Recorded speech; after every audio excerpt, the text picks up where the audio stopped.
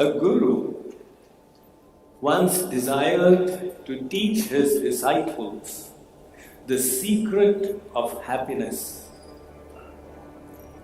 He gathered 100 of them together, handed over a balloon, asked them to fill their balloons. They were cynical. What is he intending to instruct by this? Nevertheless, they obeyed. Once the 100+ balloons were filled, the Guru asked the disciples to go and put them in a small storeroom. That was done with each of them writing their names on their balloons.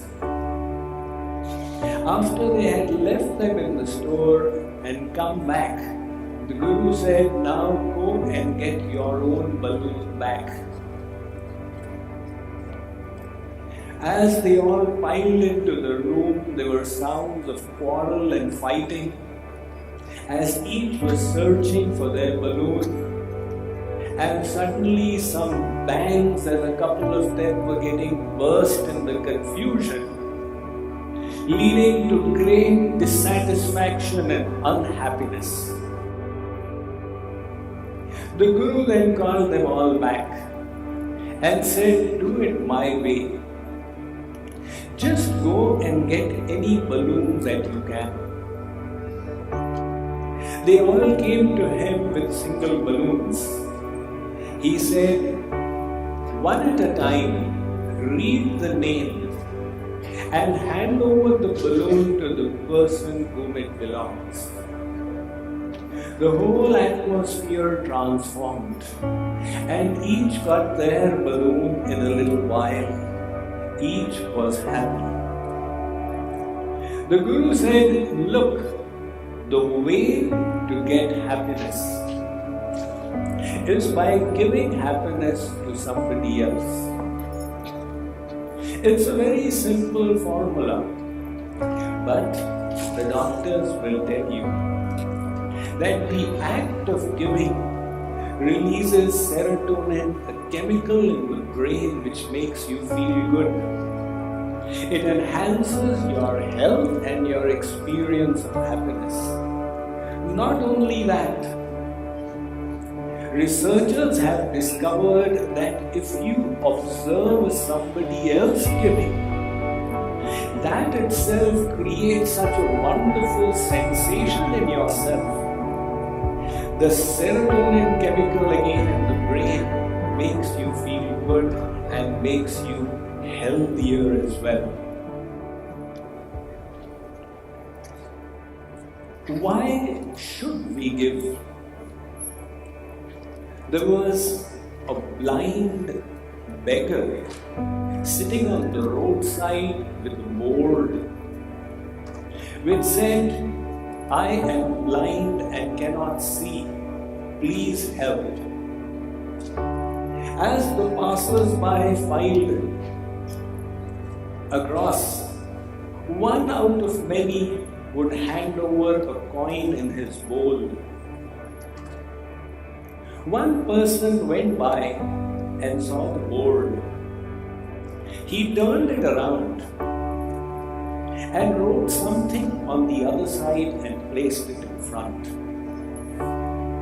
After that, the bowl started filling up rapidly.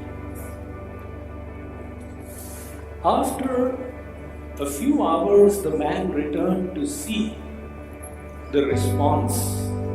The beggar recognized his footsteps and he said, "Sir, are you the person who wrote something on my board?" The man said, "Yes." "Sir, what is it that you wrote? Every few minutes I hear the jingle of somebody giving."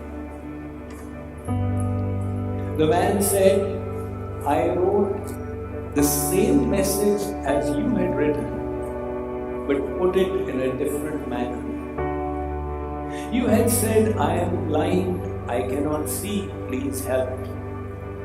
I wrote on the other side, it's a beautiful day and all of you are enjoying it, but I cannot. The message was the same, but it emphasized the fact that we all have received so many blessings and we should feel gratitude for them out of that sense of having been blessed, that sense of having received so many mercies from God. When we give, the desire to give is natural. You see, when we give, in the eyes of the person who receives, it is a tremendous gift. As the saying goes, that for the patient, the doctor is like God.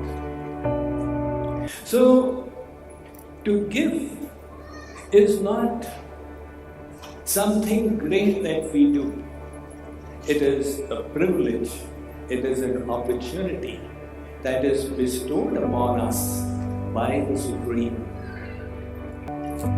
Deepavali is a sandhi, a synthesis of deep and avali, meaning rows of lights. The first time this festival of Deepavali was celebrated was many millennia ago, when the Supreme Lord, who is all-pervading in this world and who is seated in the hearts of all of us, had chosen to descend in the human form and display his divine pastimes. As a part of those, he was obliged to go to the forest for 14 long years, plunging the residents of Ayodhya in an ocean of gloom in separation from their Lord. After killing the demon Ravana, when Lord Ram returned to Ayodhya, the residents were so overjoyed to receive the Lord of their hearts and life back in their midst that they spontaneously celebrated the occasion by bursting firecrackers and illuminating that city. That tradition continues till today, alongside with the external celebrations. This year, let's go deeper in our celebration of Deepavali. In Lanka, when Lord Ram slayed Ravana, the celestial gods celebrated by showering flowers, and Lord Shiva came there to congratulate Lord Ram. And when he saw the Lord, he said, Pahi Mam, Pahi Mam. Oh my Ishdev Shri Ram, please protect me, please save me. Lord Ram said, Umapati Mahadev, I have killed Ravana. Now why are you asking for protection? Lord Shiva said, Maharaj, I don't need protection from this Ravana. This Ravana will be killed many, many times henceforth.